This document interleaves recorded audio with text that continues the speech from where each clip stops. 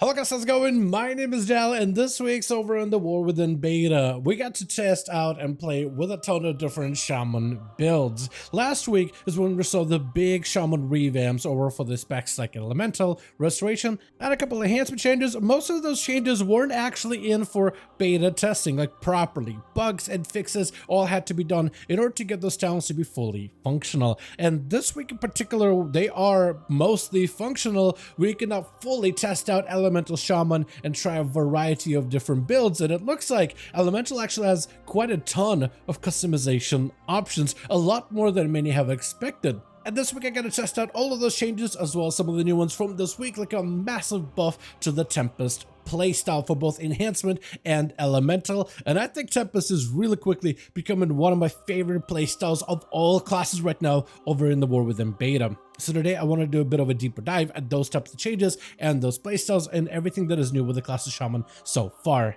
As always, if you guys enjoy these regular class updates on the War Within beta, follow the channel. Otherwise, let's dive right in. First things first, we got a couple of baseline talent adjustments, which are just quality of life improvements. Things such as the Ancestral Guidance has been moved and no longer locked behind Spirit Walker's Grace, which is right over here. Now kind of locked behind Elemental Warding, which isn't bad whatsoever. This was especially important as Enhancement Shaman because otherwise you had to pick up Spirit Walker's Grace, but why do you need to cast while moving? You have Maelstrom. Maelstrom allows you to turn most of your abilities into instant cast. It just would have been like an extra keybind for you to utilize. So this is a much better spot. Most people are going to pick up Elemental Warding. Most people are going to have to pick up Ancestral Guidance because it's such a group utility. It's such a good group utility tool. It is worth picking up every single time. So that is just quality right here. Season Winds, however, as a talent, out of all the talents somebody else pointed out, that technically you can pick up Season Winds without picking up Wind Shear, which is the talent that works off of this ability. So a lot of players are suggesting they swap out Ancestral Wolf Affinity together with Season Winds, just so there's no shot that you can pick this up without picking up Wind Shear. Now, nobody's actually saying that, you know, people are just not going to pick up Wind Shear just for funsies. It is your main interrupt. Unless you have like a raid fight where you don't need a kick, you're probably picking up Wind Shear every single time when you can. It's one of the best interrupts in the game right now, and it's basically just kind of silly to be able to, technically you can untalent out of it, pick up Season Winds gets you a value out of it, so hopefully that'll get adjusted at some point in the near future. Also, we've seen a bit of an improvement when it comes to the performance of the Stone Bulwark Totem. They're still trying to tune it, but right now the totem has a decent bit of health, not a lot, so it can be killed in PvP quite easily, but now the shielding that it provides you is at least solid. Right now the number is actually a little bit lower until I end up picking up right talents, but now that you'll see the damage, the shielding goes up a little. Now it basically ends up covering roughly a fifth or a little bit more than a fifth of your health bar when you drop the shield. The actual residual shielding that happens afterwards is actually very minor. I mean, it provides you like a very, very tiny bonus of like also the sound that it makes. I mean, that's just eerie. Overall, the shield itself is a lot better as an emergency immediate tool. The extra shielding afterwards is fairly minor in my opinion, but that immediate shielding is at least decent. I still think it's a little too heavy for a 2-minute cooldown. I feel like you could have maybe, personally, I think you could have lowered it down to maybe a minute. I just wish it was like just a slightly better defensive, you know what I mean? That's all. For the most part, Shaman, I feel like, is mostly fine on defensives. It has been feeling kind of like squishy depending on certain fights and certain situations, and definitely could be one of the squishy classes in raids, especially to taking out damage. Stone Bulwark definitely helps in that situation, but I just wish for a 2-minute cooldown it just had a little bit more of an amp at the very get-go, but again, tuning is still ongoing. Though as of this week, we saw mostly adjustments, not a lot of them, but a pretty big adjustments to the Stormbringer talent tree with the Tempest ability, which has been buffed by, I'm pretty sure it is, let me just get the number correctly. There we go. Yeah, I had it in my notes and I wasn't sure like maybe if I got the number wrong, but yes, Tempest ability has been buffed by 50%. And also a lot of the Shaman talents this week are more functional than they were the week that they got implemented. Like the very first week, we got a brand new set of talents for Shamans.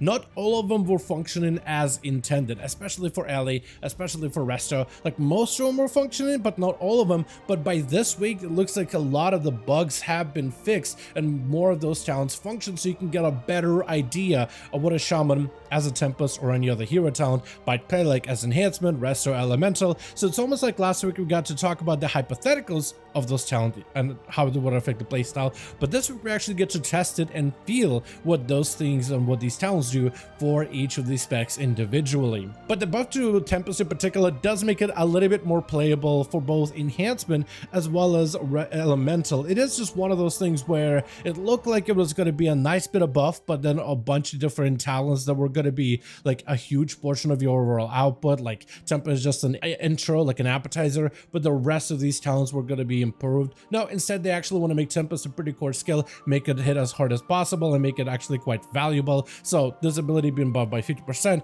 plus all the talent changes, I think ends up helping out the specs to at least be kind of more playable. As for Elemental Shamans, we didn't really see a lot of changes, but like I said, a lot of talents are now functional. They did adjust the echo of the elements a little bit, which is this one right here, which basically allows this elemental to now have a little bit more of measured power whenever you use it. So with Echo, normally it reads when your Storm Elemental or Fire Elemental expires, it leaves behind a lesser version of the elemental to continue attacking enemies for 15 seconds. So previously, we didn't really know exactly how strong this elemental was going to be, but now it is well established that it's going to be 65% of that primary elemental's worth of effectiveness. So if let's say you're running a Storm Elemental, and there's some cool interactions between Fire Ellie or Storm Ellie and the way that these elementals work, where if you get a beefed up elemental with a primal elementalist, then the power of this one is also going to scale. It still is going to be 65% of the base, but now challenges like these make that elemental a little bit better.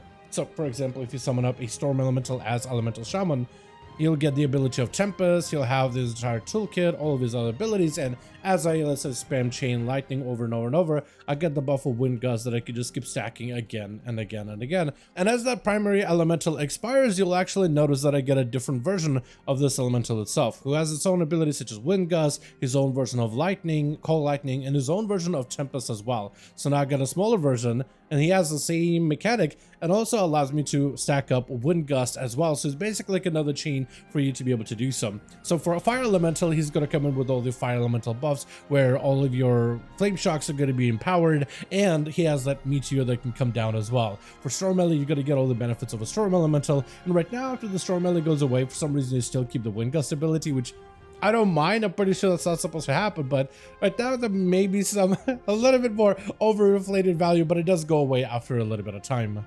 But besides this, for the most part, you're just seeing a lot of these talents that are finally online. Not all of these were functioning properly, and now they do, which is kind of exciting actually, because there's a couple of different builds that have been coming out of nowhere. So I got a couple of them here that I've been messing around with, but primarily I want to show off to a good lightning build as well as a cringe single target cleave build. Essentially, you'll see what I mean, exactly what I'm talking about, because Stormbringer is a playstyle that leans heavily into a lightning bolt and lightning type of damage. Tempest still does replace your lightning bolt as an ability, however, so that is something I am hoping that ends up getting kind of worked out over time though. Tempest still has a bit of a weird functionality where if you're just spam casting lightning bolts over and over and over, and then you randomly get a Tempest, it's a little bit difficult to like adjust to it sometimes. Let's say you already have a pre-rendered Stormkeeper ready to go, but then you got a Tempest, you still got to hard cast a Tempest ability before you get the value out of those Stormkeeper lightning bolts. However, that being said, it was one of those things that I had a real big problem with at the very beginning when I first started playing around with this type of talent and this type of an ability. But you know, the more I play with it, the more I get kind of used to the way the Tempest works. There is definitely a bit of a learning curve to this ability and how it functions, and it's just something that you can get used to. That being said, I would have still loved an easier way to weave in my Tempest in between of abilities, but after playing around with it, you do get the feel for it, you do get the flow for it. Tempest can overload as well, which is kind of a huge value combo, so if you get a fat crit with a Tempest and an overload on top of it, that damage can definitely kind of spike out of nowhere. And pairing Tempest together with all all the lightning abilities from Echo Chamber, Power of the Maelstrom, you got Stormkeeper, you got Fear of the Storms, you got Lightning Rod, and as the Tempest ability also applies Lightning Rod and does more damage to the Lightning Rod targets as well. It just overall creates a playstyle that's really good for AoE content. The single target is definitely going to be something that's questionable, and it kind of gives you a situation where if you do want to commit fully into a lightning themed playstyle, your AoE is out of control. It is glorious, it is great, it's not super cooldown heavy, like you are going to be playing around your Storm Elemental for some of the bigger burst windows, but the constant chain lightnings that you can just rutter out with those Tempest procs in between and the insta casting, it really does start to spike up in a more sustained manner, like where classes will have bursts and then a lot of their AoE gasses out. Elementals burst won't be nearly as high, but you don't gas out essentially. You just keep on massive amounts of damage that cleaves multiple targets as you start weaving elemental blasts into earthquakes, as you just spam out lightning bolts again and again and again. However, there is an alternative build for Stormbringer. Like a lot of players try to really put Stormbringer, and I do the same thing, like a lightning playstyle, lightning bolts out of everywhere. Like you're just trying to go as many lightning sounds as possible. However, you don't necessarily have to. There is a weird build, it's the Cursed Stormbringer build, that plays into the Stormbringer Tempest ability.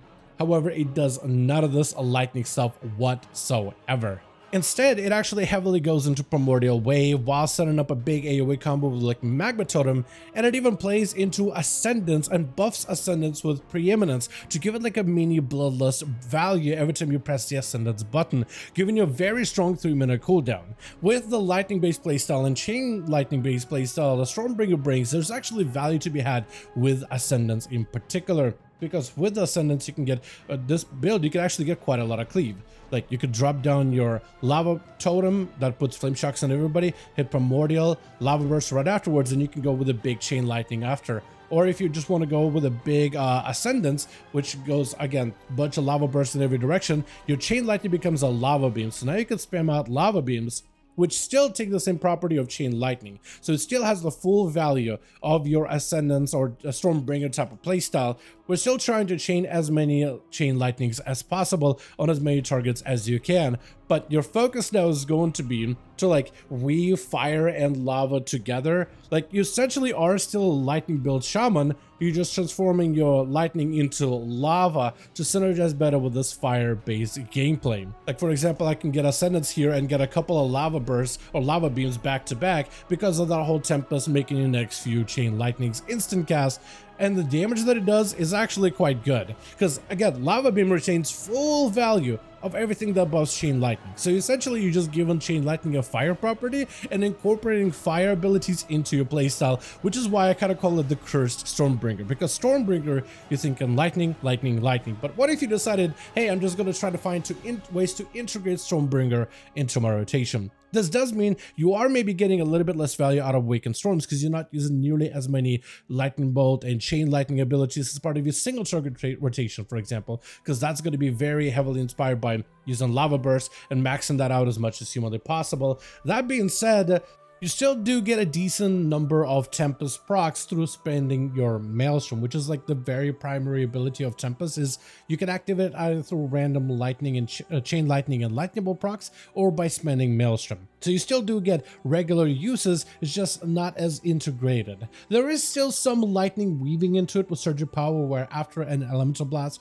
or an Earthquake, you do want to weave in a Lightning Bolt in pure single target. So there's still some remnants that allow you to incorporate lightning to benefit Stormbringer, but it's a different shift of focus where it's more of you building and playing off of that combo for the damage that it does, but you're mostly focused on building Maelstrom as efficiently as possible. So it takes and shifts that playstyle in a different direction, and it doesn't really have a build that encompasses the Tempest ability. Instead, it weaves around it with things such as Ice Sphere and Fusion of Elements that give you more Elemental Blast procs, the Echoes of the Elements also for the AoE value. So it basically tries to play into the class talents and uses the hero talents almost like as a side dish, I guess, in a way, instead of mixing it all together and trying to create a build that kind of flows and uses all of those elements into like a thematic playstyle. It does work. It's a really weird playstyle, and it kind of puts Stormbringer almost like aside from the elemental playstyle, and you'd get to benefit out of it at times. And the combos you can weave with those Chain Lightnings into a Ascendance combo of Tempest, for example, are very, very strong, but it just plays completely differently. Lastly, the other set of changes we've seen this week is a couple of adjustments for Enhancement Shaman and how it interacts with the Stormbringer in particular. So with Enhancement, we haven't seen nearly the same kind of like rework of talents like we had with Resto Shaman and Elemental Shaman, which have generally been received rather well by the Shaman community.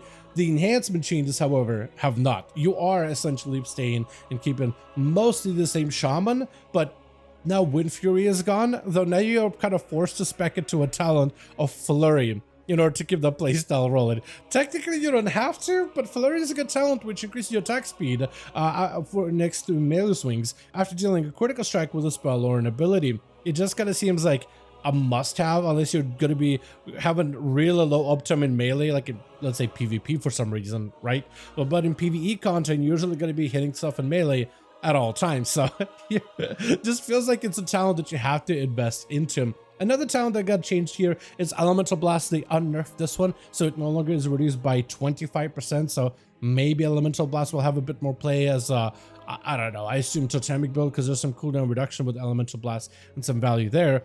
But for Stormbringer, it just ends up being kind of a different build where I don't think you're going to want to spam Elemental Blast as much. At least in the current build right now, what seems like for Enhancement Shaman with Tempest and the recent buffs and some of the talent adjustments, Shaman as a Tempest as Enhanced is actually a ton of fun. At least when I got to play it, I like this one a lot. It's a little different than Totemic, which kind of encourages you to utilize all the different elements, the fire, the frost, the storm strikes for that nature, lightning bolt kind of feel. But Stormbringer really leans heavily into the lightning bolt, chain lightning, as well as Storm Strike and Crash Lightning in order to get as many procs of Tempest as possible, because their gameplay with Tempest is a lot different. See, for them, Tempest is actually a huge portion of the overall damage output, because what they're focused on with the build that they have for this like Storm Mythic Plus build is cleaving down enemies as best possible with Chain Lightning and Lightning Bolt, using Maelstrom as soon as it's available instead of having to be banked up with talents such as Raging Maelstrom Overflowing Maelstrom, for example.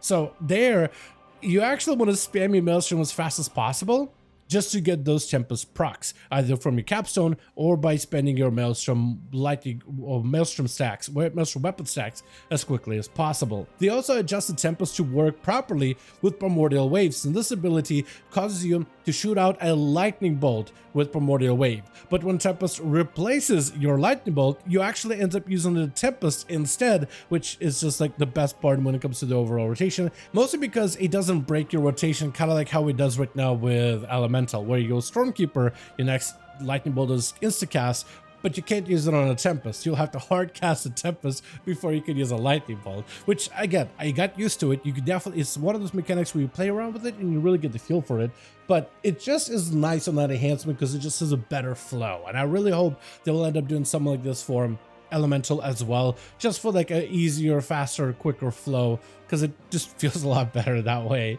But overall, as enhancement, I actually found this a very incredibly fun playstyle that's a little bit more single target focused with the spam lightning builds, and I feel like for a raid build, if you're going into Thorn's Invocation, you're going to get a ton more value. Playing around with deeply rooted elements, or maybe just a pure Ascendance build, could be a ton of fun with static accumulation, which buffs the damage, or rather Thorn's Invocation that buffs the damage, but there's static accumulation with our Maelstrom and Chain Lightning as well as Lightning Bolt wombo combo to it. And if you want to go back to like a Storm Strike focused playstyle that's all about the Storm Strikes, all about the resets, all about that Lightning Bolt and Maelstrom consumption, then this might be the best build for you as enhancement going forward. It's still hard to tell which of the hero talents are going to be truly best in this first season of War Within, but there's the opportunity for Stormbringer melee enhancement shamans to rise in this season, especially if you play around the enhancement Ascendance ability, which could be a ton of fun, and Stormbringer easily can support that type of a playstyle. Though, with everything being said, who really cares about what I think about these playstyles, even though they feel great to play? Right now, Shaman feels awesome. I really do want to hear your guys' thoughts. What do you think about all the changes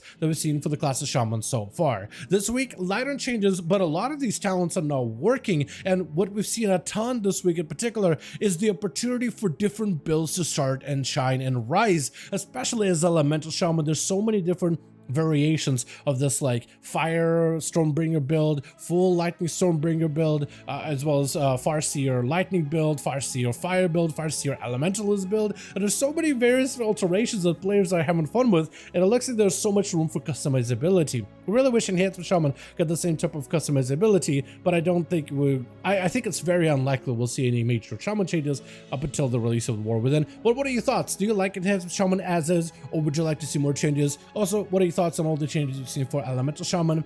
Let me know those thoughts in the comments down below.